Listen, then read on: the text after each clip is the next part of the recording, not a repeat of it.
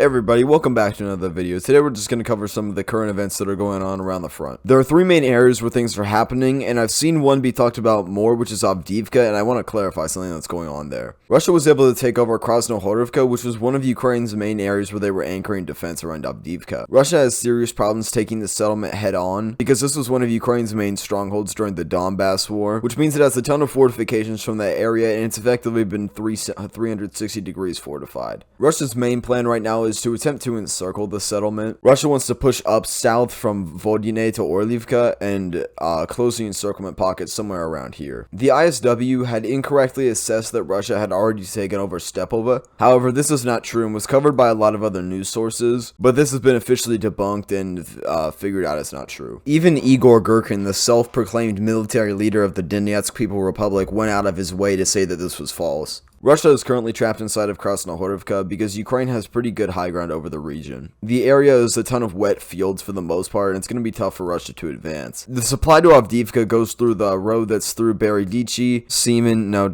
Semenivka, and Orlivka, which is the main supply hub of the area. In order to take Avdiivka, Russia would need to cut the line at Belarus, and they need to push to Orlivka from the south. Ukraine has very tight defense around Sheverne, which is going to make it really hard for Russia to effectively push up through this area. Right now, I wouldn't worry about Avdiivka, even though people were making it seem like a pretty big deal. Interestingly, Ukraine has become more active in the Zaporizhzhia area. A few days ago, they launched assaults on pretty much every frontline city in the area. This could be one of two things. It could be an actual start of a counteroffensive to probe the defense and figure out where a weak spot is, or it could be an attempt to draw Russian forces away from Bakhmut. A Russian reporter earlier today said that Russian defenses had been breached somewhere south of Orlivka. They later went on to clarify this and say that Ukraine just moved into a gray zone town, but it was unspecified what it is. They said it was south of Novodanyilivka, and they made it seem like they figured out a way to wedge themselves inside of Russian defenses. So we're just gonna have to see if Ukraine becomes more active on this part of the front, because this already is a great distraction from Bakhmut, and an offensive to potentially recapture Melitopol would be able to completely cut Russian occupied areas in two. For the last thing, we'll move over to Bakhmut real quick and give an analysis. Since the last video I made detailing how Ukraine was using the geography in the region to prevent advances, Russia really hasn't moved that much further. They took over Zalyanske like about 5 days ago, but they're currently pinned down in a hill by it, and most analysts are agreeing that Russia has sort of lost their momentum that they had up here. They've been doing assaults in the direction of Minkivka because this was an area where Ukrainians were grouping to potentially do a counterattack. Wagner has gotten increasingly desperate with the Russian Defense Ministry and asking for supplies. A bit more south, Ukraine pretty much has momentum and the initiative on their side south of Ivanivske. They've steadily been launching counterattacks in this area to make the TO 504 highway more usable. This would make the Hromove road less important, which would make Wagner's war aim for the past